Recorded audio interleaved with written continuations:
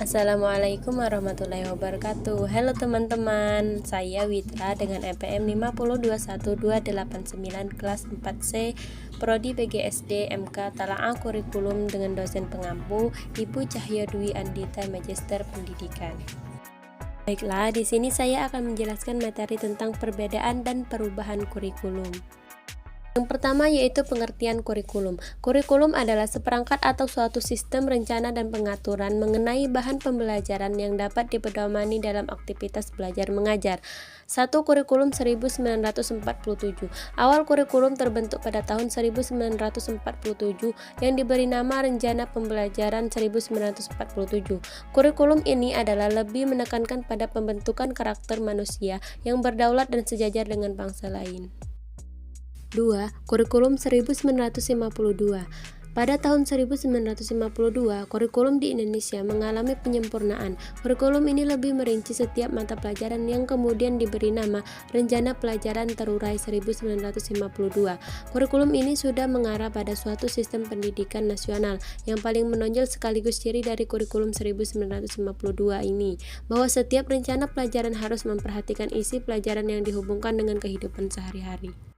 3. Kurikulum 1964. Pada tahun 1964, pemerintah kembali menyempurnakan kurikulum di Indonesia.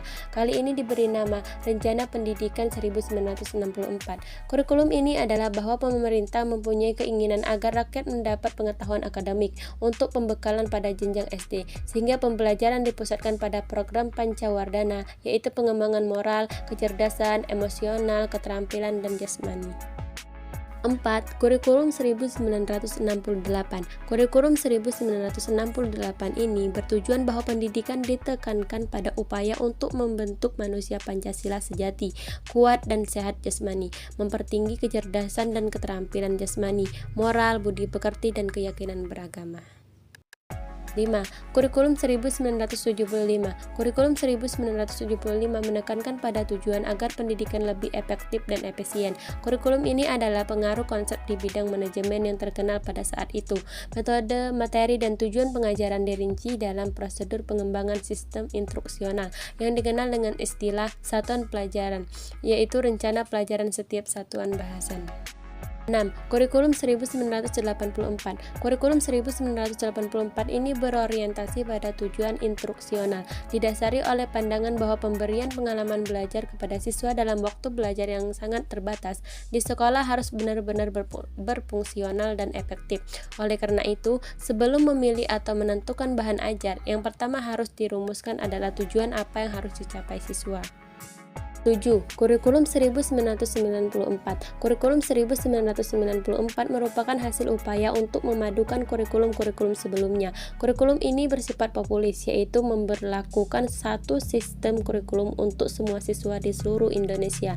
Kurikulum ini bersifat kurikulum inti, sehingga daerah yang khususnya dapat mengembangkan pengajaran sendiri disesuaikan dengan lingkungan dan kebutuhan masyarakat sekitar.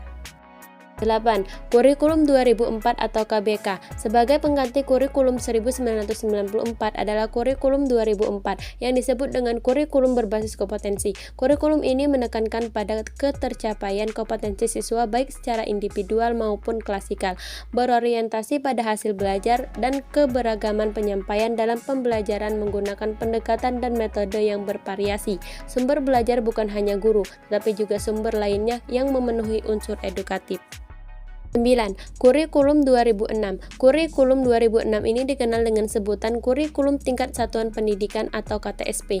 Pada kurikulum 2006, pemerintah pusat menetapkan standar kompetensi dan kompetensi dasar, sedangkan sekolah dalam hal ini guru dituntut untuk mampu mengembangkan dalam bentuk silabus dan penilaiannya sesuai dengan kondisi sekolah dan daerahnya. 10. Kurikulum 2013. Pemerintah melakukan pemetaan kurikulum berbasis kompetensi yang pernah diuji cobakan pada tahun 2004. Kurikulum 2013 adalah kurikulum yang menghasilkan insan Indonesia yang produktif, kreatif, inovatif, efektif melalui pengamatan sikap, keterampilan, dan pengetahuan yang integritas. Untuk mewujudkan hal tersebut dalam implementasi kurikulum, guru dituntut secara profesional merancang pembelajaran secara efektif dan bermakna. 11. Kurikulum Merdeka. Kurikulum Merdeka adalah metode pembelajaran yang mengacu pada pendekatan bakat dan minat. Siswa dapat memilih pelajaran apa saja yang ingin dipelajari sesuai dengan passion yang dimilikinya.